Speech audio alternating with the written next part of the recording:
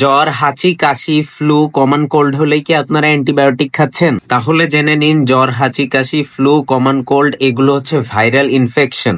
আর আমরা অ্যান্টিবায়োটিক খাই ব্যাকটেরিয়ার বিরুদ্ধে, ভাইরাল ইনফেকশন বা ভাইরাসের বিরুদ্ধে নয়। ন্যাশনাল লাইব্রেরি অফ মেডিসিনে একটি প্রতিবেদনে প্রকাশিত হয়েছে বাংলাদেশের গ্রামীণ এলাকায় অধিকাংশ মানুষ প্রায় 83.2% জানে না যে সাধারণ ঠান্ডা এবং ফ্লুর জন্য অ্যান্টিবায়োটিক ব্যবহার অনুপযুক্ত।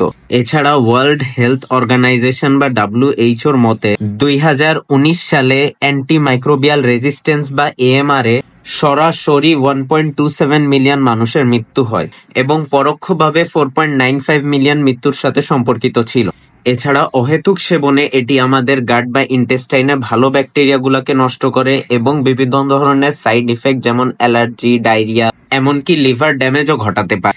এছাড়া welcome.org ওয়েবসাইটে বলা হয়েছে 2050 সালের ভিতরে এই মৃত্যু হার 1.91 মিলিয়ন পর্যন্ত বাড়তে পারে। তাই জ্বর হলে বা হাঁচি কাশি হলে সরাসরি কখনোই অ্যান্টিবায়োটিক গ্রহণ করা যাবে না এবং অবশ্যই একজন রেজিস্টার্ড ডাক্তারের কাছ থেকে অ্যান্টিবায়োটিক নিবেন এবং বেশি বেশি পানি খেতে পারেন, প্যারাসিটামল খেতে পারেন, এছাড়া অ্যান্টিহিস্টামিন জাতীয় ওষুধও খেতে পারেন এবং 3 থেকে 5 দিনের ভিতরে যদি আপনার জ্বর না সারে তখন আপনি একজন ডাক্তারের পরামর্শ নিতে পারেন।